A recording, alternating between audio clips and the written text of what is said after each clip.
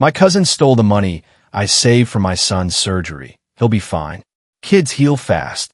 She smiled, booking a trip to Paris. But a week later, she regretted it.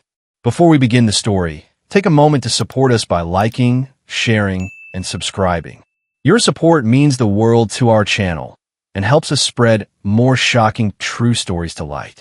Now, let's get started. When my cousin Lena posted that Instagram story, her perfectly manicured hand holding a glass of champagne on a flight to Paris, I felt a strange, uneasy tug in my gut. At first, I couldn't put my finger on what was bothering me. It was just another social media highlight reel, right? But then the next story popped up, a sleek designer carry-on by her seat. That's when my stomach dropped. That was the exact moment I realized the money was gone. The same day, I noticed my savings account had been emptied. I'm still trying to process the past 48 hours. Maybe writing it all down will help me figure out what to do next. My son, Noah, is 7 years old. He's bright, full of life, and loves to chase after his friends when he can. He was born with a condition that affects his ability to walk properly. It's not life-threatening, but makes everything harder for him. Running, climbing, even just keeping up with other kids on the playground. The doctors told me that a corrective surgery would change his life. It would give him a chance to walk, run, and play like every other kid his age. And for the past 2 years, I've done everything in my power to make that happen. Every extra shift, every weekend, every holiday spent at work instead of with Noah. All of it went into his surgery fund. $122,000. Not a fortune to some, but to a single parent working in a factory, it might as well have been $1 million. I kept it safe in a separate savings account, watching it grow slowly, carefully. Noah and I would check the balance together sometimes, dreaming of what life would be like after the surgery. And now, in the blink of an eye, it was all gone. The betrayal. My cousin Lena had been staying with my sister, Ava, for the past 3 months. She'd lost her job and needed a place to crash. Since Ava's house was just a few blocks from mine, Lena was always around, playing with Noah, bringing him little gifts, asking about his surgery. Looking back, the signs were all there. She was always so curious about the details. When's the surgery again? How do you make the payments? Which account do you keep the money in? I thought she was just being supportive. I never imagined she was planning to take it. Last Thursday, during my lunch break, I logged into my account to transfer some money. The surgery fund was gone. Empty. At first, I thought it had to be some kind of mistake. A glitch. A banking error. My hands were shaking as I called the bank, heart pounding in my chest. But no, they confirmed several transfers, small amounts at first, spread out over the past week. Probably so I wouldn't notice right away. The money had been funneled into another account. My mind was racing. Who would do this? How? Then the Instagram stories started popping up. First, Lena at the airport. Then, the champagne. Then, the Eiffel Tower. Each post was like a fresh stab in the gut. She wasn't even trying to hide it. I called her. No answer. I texted. Nothing. I finally called Ava, desperate for some kind of explanation. She was just as shocked as I was. She mentioned going to Paris. Ava admitted, but she said she'd been saving up. Then she hesitated. She used my Wi-Fi on my laptop sometimes. I had no idea. That was when I knew. Lena had planned this. She'd use my devices. My internet. She made it look like I had sent the transfers myself. Noah must have noticed something was wrong because, later that night, he asked me, "Dad, why are you sad?" I couldn't tell him the truth. How do you explain to a 7-year-old that someone he loved had stolen his chance to walk? Instead, he held up a tiny Eiffel Tower keychain. "Look, Cousin Lena gave me this last week." He smiled, holding it up to the light. "It looks just like where she is now." My throat tightened. That keychain was probably bought with his surgery money. Confrontation. I finally got through to Lena this morning on WhatsApp. Her profile picture? A Parisian cafe, a buttery croissant in one hand, and a steaming cup of coffee in the other. I didn't waste time. "Lena, where's the money?" Her response made my blood boil. "Oh, come on, Carter. You're being so dramatic. It's not like it was an emergency surgery." I gripped my phone tighter. "Not an emergency? No, we'll be fine. Kids heal fast. Besides, I really needed this trip. Do you know how depressing it is being unemployed?" I could barely breathe. I had sacrificed everything for that money. Years of exhaustion, Missed holidays, double shifts. And she just took it? I'll pay you back eventually, she added casually, as if my son's entire childhood could just wait for her convenience. Eventually, like Noah's legs weren't getting weaker with time, like he wasn't counting down the days to his surgery with excitement in his voice. I hung up. If I didn't, I might have said something I couldn't take back. I wasn't going to let this slide. Lena seemed to think that family ties meant she could do whatever she wanted without consequences. She was about to learn otherwise. The plan? Ava was furious when I told her what happened. She's been living in my house, eating my food, and the whole time she was stealing from you? She swore she'd help me any way she could. The bank was already investigating the transfers, but it wasn't going to be easy. Since Lena had used my Wi-Fi and my laptop, she had covered her tracks well. The transactions looked like they had come from me. I needed proof. That's when Ava had an idea. She's still posting, right? I hesitated. I hadn't checked. Seeing her flaunt my son's future made me sick. You need to document everything, she insisted. Every post, every location tag. She's practically confessing to what she did. I took a deep breath and opened Instagram. And there she was. Paris. The designer shops. The fancy restaurants. The tourist spots.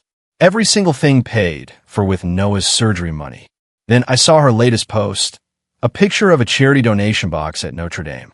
The caption? Feeling blessed. Giving back. Red heart. I clenched my jaw so hard it hurt. She had the nerve to donate after stealing from a disabled child? Ava started screenshotting everything. Meanwhile, some of our relatives were already trying to smooth things over. She's going through a hard time, they said. She'll pay it back. Like that made it okay. Like Noah's ability to walk was just collateral damage for Lena's hard time. No, not this time. I wasn't backing down. Noah deserved better than eventually. Part 5, the breaking point. Lena just posted another story. A rooftop bar. A glass of wine raised in a toast. The caption? Living my best life. Sorry, not sorry. Sparkles. That's fine. Keep posting, Lena. Keep showing the world exactly who you are. Tomorrow morning, I'll be at the police station. The police report. Filing the police report should have been the hardest part.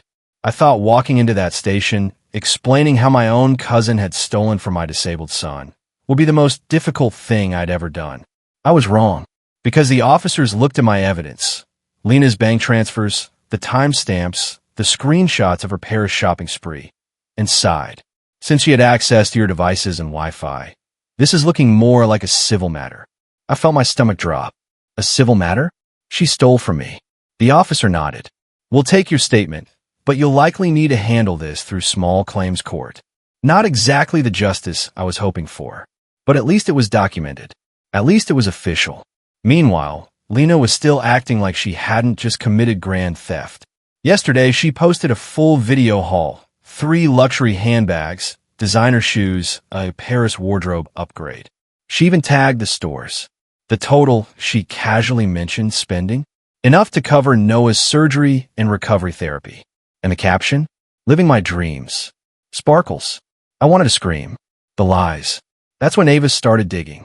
Did you know Lena's been telling different stories to different people? She showed me the texts. To our aunts? She claimed I had offered to help fund her a fresh start. To our cousins? She said the money was a loan we had agreed upon. To her parents? She insisted I had given it to her because she's family. The only thing her stories had in common? Somehow, I was the bad guy for wanting it back. Then, last night, her parents called me. They offered to help. I almost felt relief until they told me their idea of help. We can give you $2,000 in installments. Over 6 months. 6 months. To pay back $122,000. Like Noah's surgery was just some overdue bill they could chip away at. I told them the truth. I'd rather see you in court. The silence on the other end told me everything I needed to know. The hardest conversation. No one noticed. Of course, he did. I had taken down the calendar where we were counting down to his surgery. He stared at the empty space on the wall for a long moment. Then he turned to me, eyes wide. Dad, is it because cousin Lena needed the money more than me? I felt my heart shatter. How do you explain betrayal to a 7-year-old? How do you tell him that someone he trusted had stolen his chance to run and play like other kids? I swallowed the lump in my throat. No, buddy. You deserve that money. And I promise I'm going to get it back. He nodded slowly, like he wanted to believe me, like he still had faith in people. I wasn't about to let Lena take that from him too. The last straw. Lena finally texted me today. Look, I get that you're mad, but you're making this bigger than it needs to be. I'm not stealing, I'm borrowing. Besides, what's the rush? It's not like Noah's dying or anything. Kids are resilient. Resilient. Like that made it okay. Like his childhood was something she could put on hold while she partied in Paris. Ava has been my rock through all of this. She set up a spreadsheet tracking every purchase Lena had made, every luxury handbag, every hotel, every overpriced meal she had posted online. Evidence. Lena was building our case against her with every social media update. The family was split now. Half of them thought I should be understanding because Lena was just going through a phase. The other half was horrified but didn't want to get involved. Only Ava was standing beside me. She told our aunt, a phase is getting a bad haircut or dating a drummer, not stealing a child's surgery money. I knew I had to make some tough calls.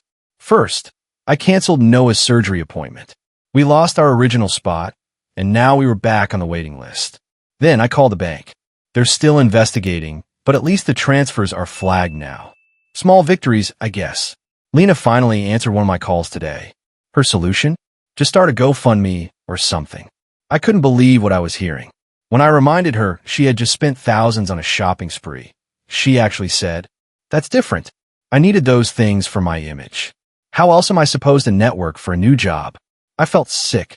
Then tonight, she posted another Instagram story.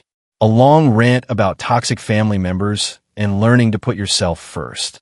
She even threw in a quote about cutting off people who don't support your growth. The irony would be funny if it wasn't so infuriating. Ava found a lawyer who offers free consultations. We have a meeting next week. Lena doesn't know yet, but she's about to find out that actions have consequences.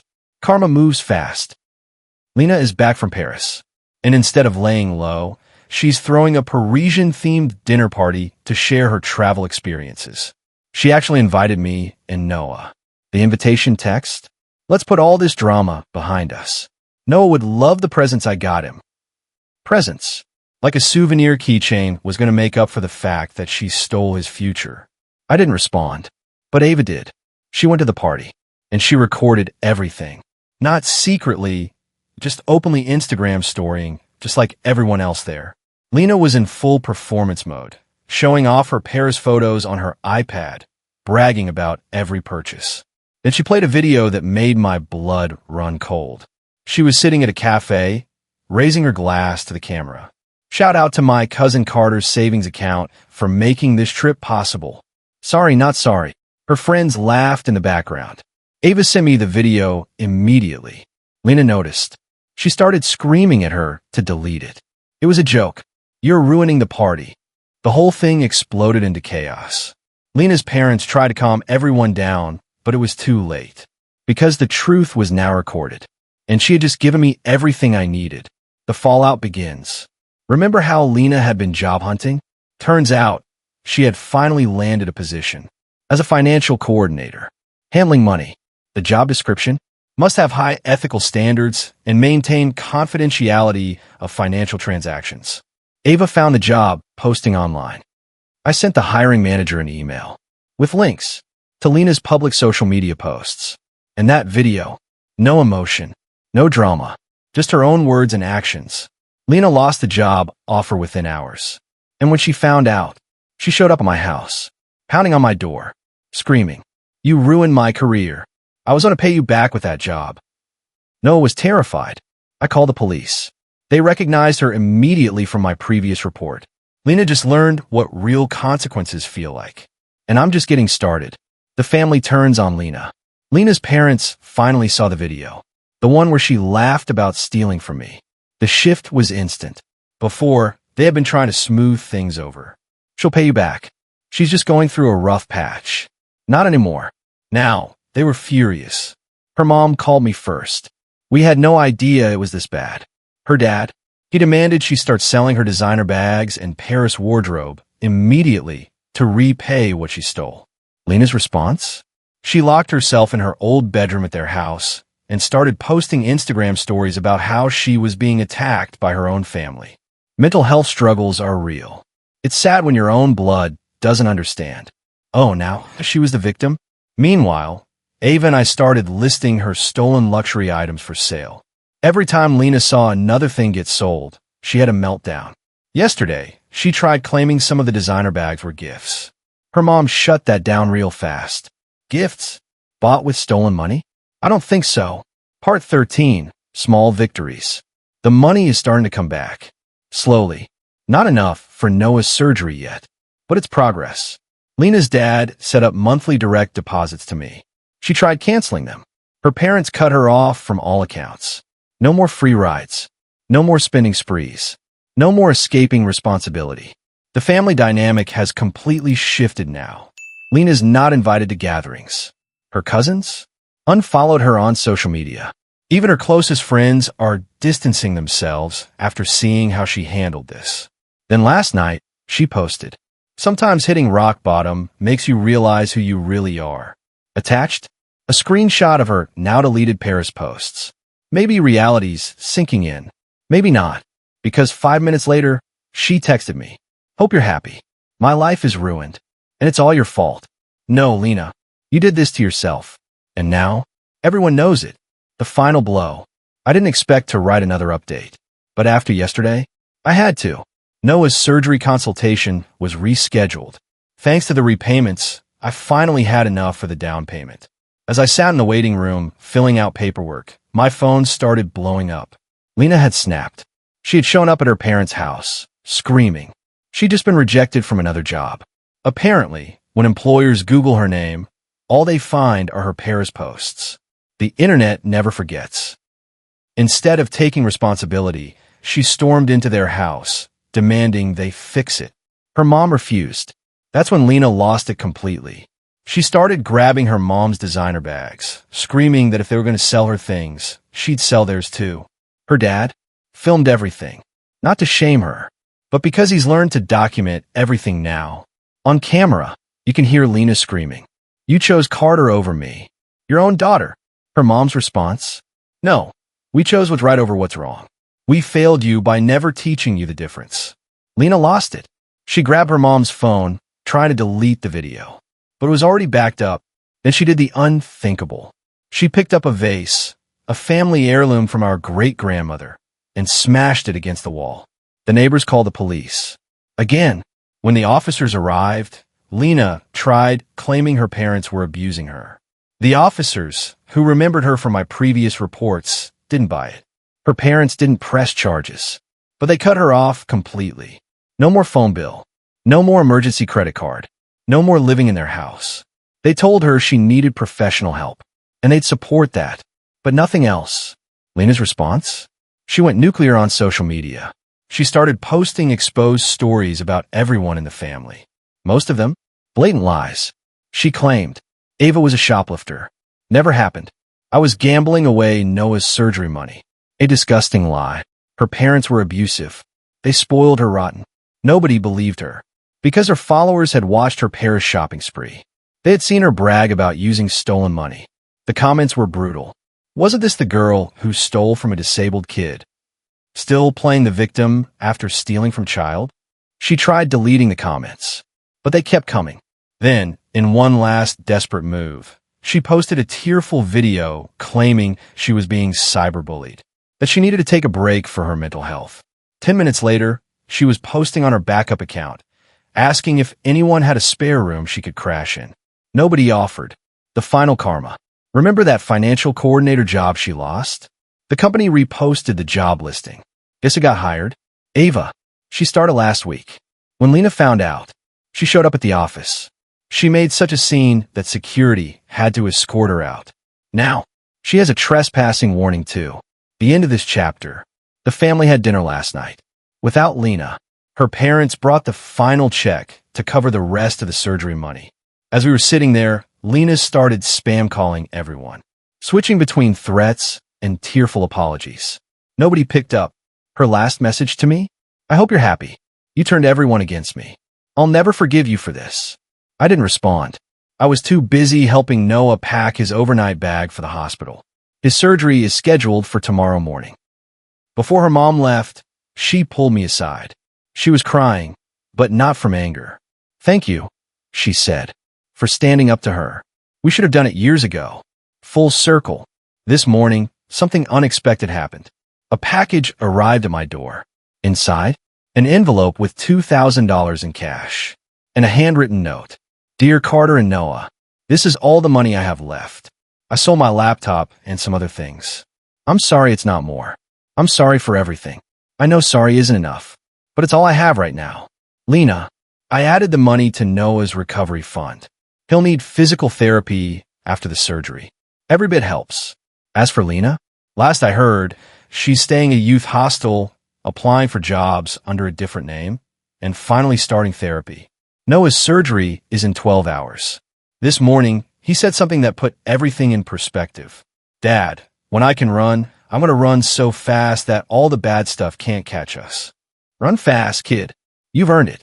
If you enjoyed this story, don't forget to hit that like button, share this video with your friends, and subscribe for more real-life family dramas. Let me know in the comments what you think about today's story. Was it fair or totally messed up? See you in next one.